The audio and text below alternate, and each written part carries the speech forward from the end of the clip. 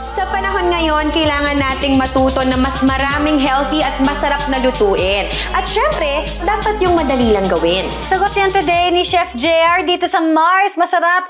Kaya sama-sama natin panoorin ito.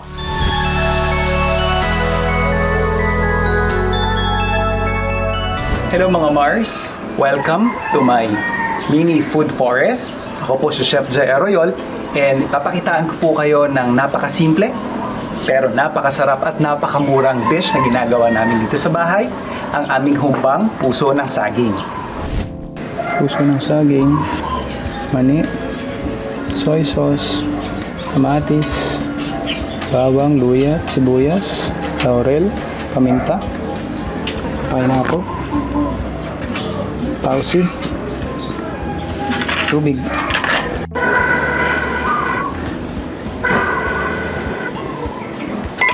So I'll start off with our process by heating our pan and adding our oil.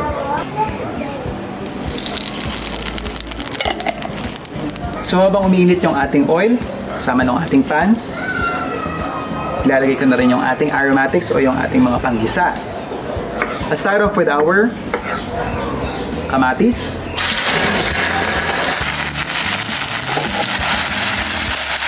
Sunod natin yung ating ginger.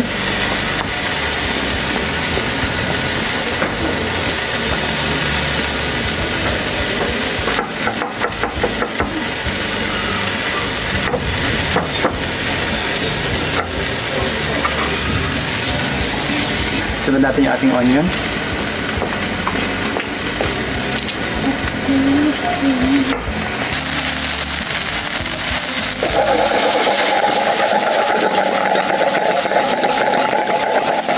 And yung ating bawang.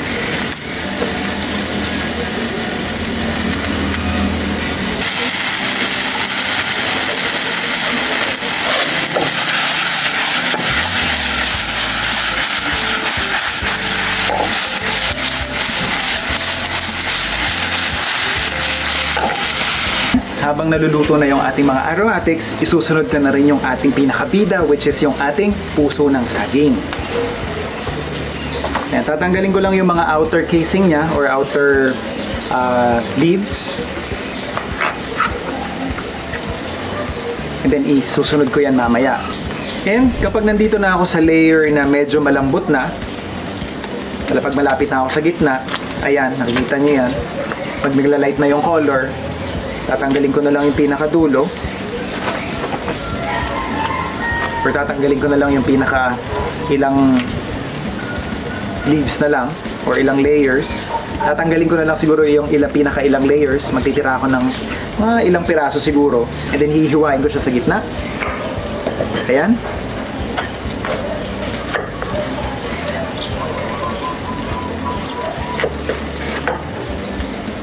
And iluluto ko siya ng pag ganito.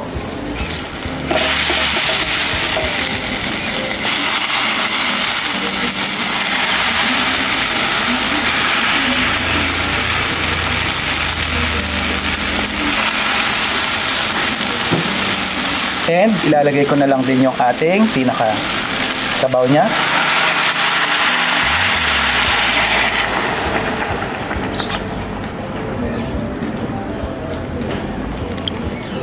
So bago natin siya takpan, ilalagay ko lang din yung iba pa nating ingredients, yung ating mga mani, yung ating star anise nga, yung ating bay leaves, yung ating tausi, and yung ating pineapple tidbits.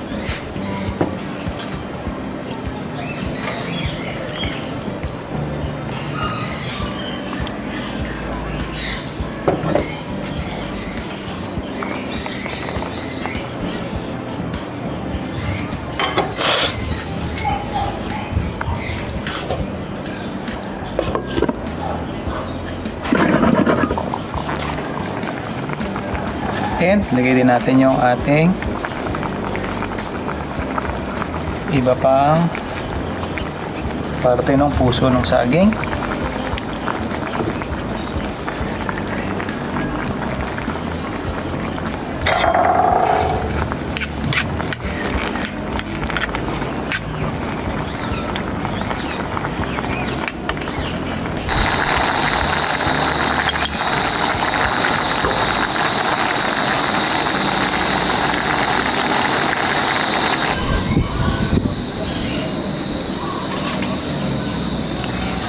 Ayan mga Mars, luto na ang ating humbang puso ng saging.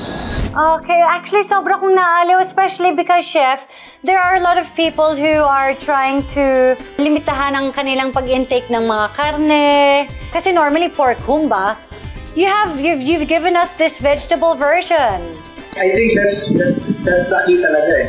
Medyo bago sa paningin ko tong humba ni chef. Lalo na puso ng saging Oo. pa. So, pero na-amaze ako kung paano siya ginawa at napakatipid. Yun ang unang-una ko masasabi. Tipid na, healthy pa.